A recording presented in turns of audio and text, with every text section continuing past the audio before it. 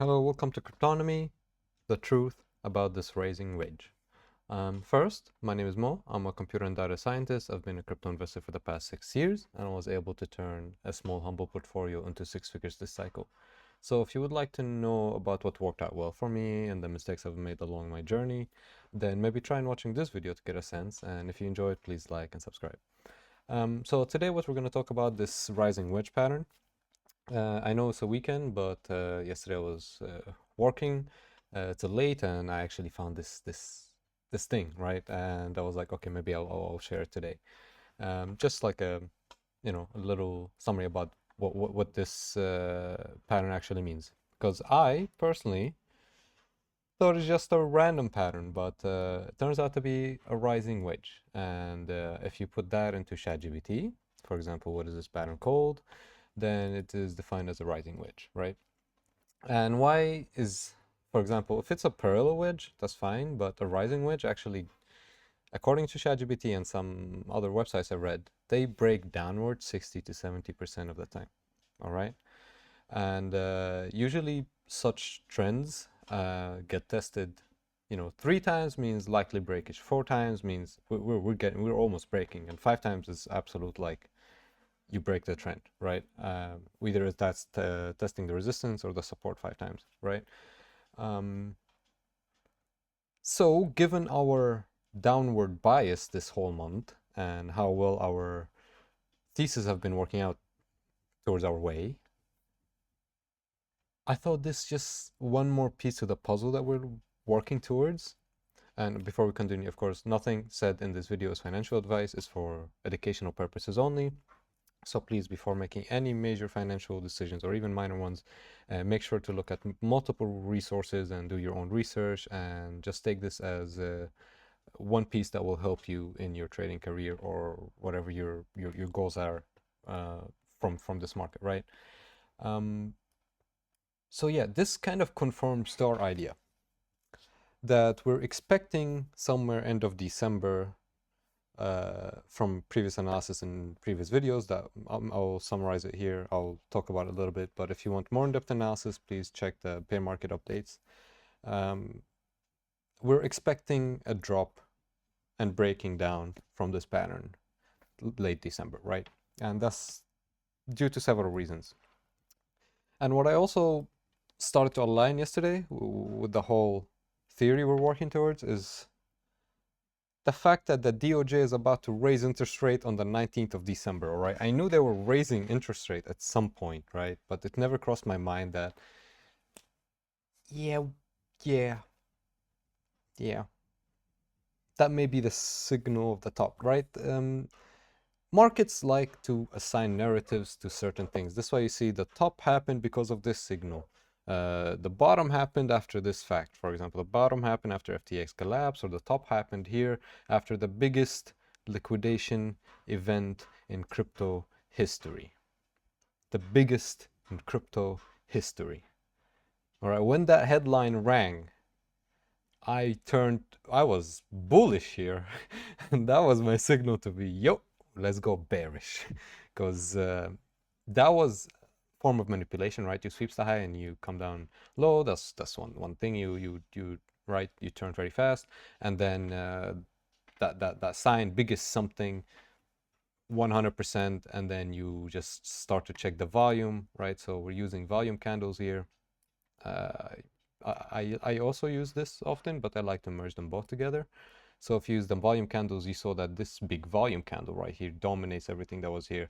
And usually that's also like a force that works. For example, if you look at bull runs or like uptrends, then big volumes like that means up and up and up, right? And usually down volume is relatively smaller than the green candles, or here the white in this scenario. Uh, they should be relatively smaller to means, yeah, we might be continuing to the upside, right?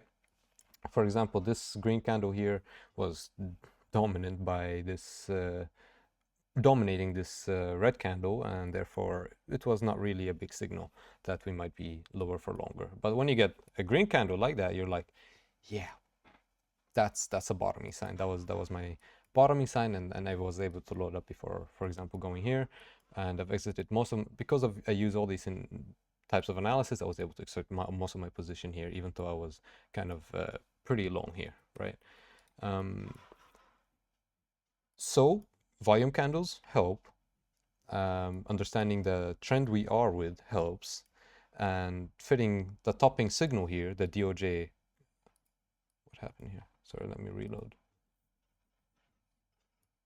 Okay, the DOJ raising interest rates. It's just to give you an idea what happened when the DOJ raised interest rate last time. It was around this period, right? And that's what we've seen. And then things started to get normal, but I feel like that's a bad example, right? Because that was in a bull market territory. So I don't know if it will have the same effect here where we kind of drop and then go up. I doubt that because we're in a different narrative. As you can see, good news right now is not pumping price, and bad news is really hurting price. That's usually the mentality of bear markets. But in bull markets, you get the opposite. No bad news can pull it down, and just any good news that comes, just the price right explodes. I also want to grab your attention to the increased red volumes right here. Okay, so we're seeing huge signs of distribution. That's why we're getting the bias downwards, right? For example, in bull markets, you expect the green to be dominating most of the time relatively to its previous candles, right? This one, for example, was an outlier, but it did form a tone for the next phase that came, which is consolidation for 6 months, which was hugely bearish, right? Kind of. It wasn't hugely bearish, but to me, I do not want to be stuck in a position for 6 months and it does nothing, right? You just that capital does have opportunity cost somewhere else, right? Here we got some green candle. This why it meant trend continuation, but the signs of distribution started right here, which was my first red flag, and after that it was kind of done. Let's come back to the focus of the current phase. All right. So where do we think we are right now? Based on our analysis, we're in this phase right here. Okay. And so if you go and actually measure the first consolidation type period after the first leg down of every bear market, you get some sort of statistics that we can put all together right here. Okay. And I want you to just maybe ignore that one for now and just assume it's 83% because the whole week was 83%, but it was for like a couple of hours, right? If you get all this data and form a box, I've actually chosen the maximum here, 32 days, and the minimum 23% of where the range could be heading. And that's for simply obvious reasons. If we do have a bias toward the bear market, means this leg is actually a lower low, then that means 83% would just make us go on all-time high, right? And that doesn't make sense to be the consolidation period before the first leg down, right? And therefore, it seems just reasonable to understand that this box is 23%, but we could go higher, definitely. According to this time period, we should be down by 24 December if we use the maximum range, 32 days, right? And if you analyze the first leg down, the first full move of every bear market, the first leg down is just, define it for those who don't know about it, because we do talk about it a lot in this channel, but this is the first leg down, and then after the first leg down, a consolidation period comes, and then the second leg down, and usually the accumulation period of the bear market. And that's the structure of every bear market that Bitcoin had, right? So if you analyze the percents as so, of every leg down, for example, we just take from the top to bottom, it was minus 52% here, and it was like lengthening in 77 days. If you do that and you measure everything from the top here, for example, this is minus 52% from there to there, right? That's the lower range, and that's the maximum range, and that's the days, 18 days and 77 days, right? Then you do get that range, right? And that all fits with our idea that we should basically see a breakage of this pattern downwards. Of course, none of it is financial advice, it's for education purposes only, and nobody really knows where the price is going. We're just making best guesses and probabilistic decisions from pieces of the puzzles that we're able to find, right? But there are probably other pieces of the puzzles we don't know about. This is why we should always trade cautiously and responsibly, right? But this is just some ideas there that are hinting towards that way. And if we also go and see during that December strengthening period, we usually break some form of moving average in one way or another. We also, always break the 100-week SMA in bear markets, and we're at it right now. For example, we broke it here, and that was the December strength, which is usually short-lived. Right now we're in December strength, which historically should be short-lived, right?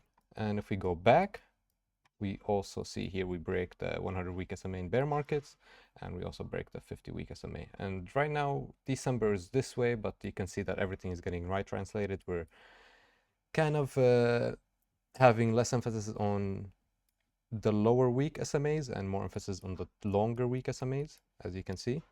And we're kind of retesting now, starting to test the lower range of the SMAs. So that's just a few of the zones. And one more thing I actually want to talk about that hints to that level and a breakage downward is we always go and test that consolidation phase that we see before the last leg to the zone of that all-time highs, right? This is the zone. This is kind of the last leg to the all-time highs. And we see that playing over and over. Here it happened for one day, but still we respected it. We usually find the bottom of the first leg down in that zone, right? And that's history telling it all. Here we can see it on the daily, and some might say, yo, but that only lasted a day. But I'm gonna show you why it's actually important, even though it lasted a day. Because that drop right there, not a day, a few days, was around 50%. Oh no, 30%. Oh no, that's the, okay, no, it was 50%, I'm sure. One day, 50%. So that is a major correction, all right? That was the correction before the last leg, and we found the bottom somewhere around there, in the zone of the bottom of that range, right? So those are some of the factors we're looking at. I think this rising wedge pattern is going to break to the downside soon. Of course, nobody knows where it's going, but I'm leaning towards that theory, and I think it might happen. We're going to go up probably, like by the news, right? By the hype, sell the news. I think we might see strength up to the DOJ meeting, and the DOJ meeting might be the turning point. Of course, all speculation. This is my best guess, and I hope you have learned something from this video, and please do leave a comment if you want more videos like that, and if you enjoyed it, please like and subscribe. I'll see you next time. Bye bye.